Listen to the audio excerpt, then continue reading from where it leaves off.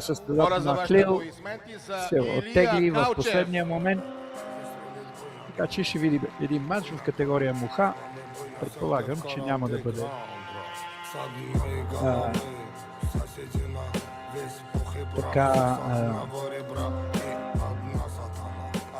напрегната, както предишната на Михалачи Каталин и Иван Ангелов. Дължи се най-вече на качествата, които притежава Иван Ангелов. Не само боксови такива, а и умения, добре преценени от състезателя с треньор Махчеванов, един бивш световен шампион с участник в К1 през 90-те години, ако не се лъжа. 50 победи и 40 загуби по правилата на олимпийския бокс. С една победа на професионалния ринг. Многократен шампион на България и многократен медалист от международни турнири.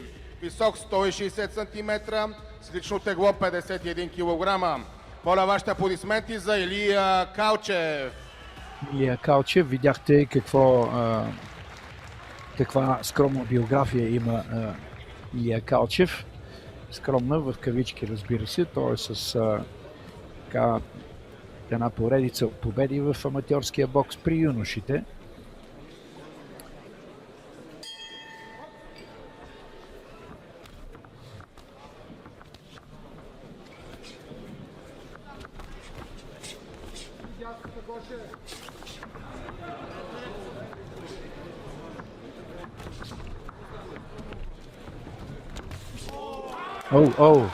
Добре изглеждат нещата, да, наистина. Очаквах не така устремно да тръгне Илия Калчев в атака, но явно самочувствието му на победител в цяла поредица от мачове, включително и шампионски титли на България, вече оказва своето въздействие. Той се чувства много добре, когато е в средната дистанция. Няма у него това трепкане, това изтегляне назад и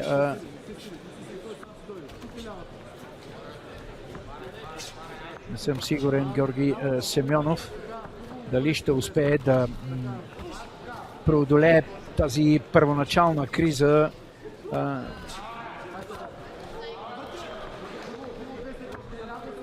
поради доминацията на неговия съперник, по-скоро неговата агресия. Но няма да се очуда, ако стане така. Добре, сега реагира Георги Семенов. Чудесно, даже намери с един... Струва ми се, че Георги Семенов нанесе един много добър десен прав в главата на Илия Калчев, но след това последваха няколко точни удара на Калчев. И те повлияха на рефера да прекъсне матча, макар че това в професионалния бокс не е много често явление. Брои се тогава, когато един от двамата състезатели е паднал на земята, причинено от удар. Добре, изтегли още един път Георги Семенов и още един път чудесна атака. Последва обаче от страна на Калчев и ето още един нокдаун. Да.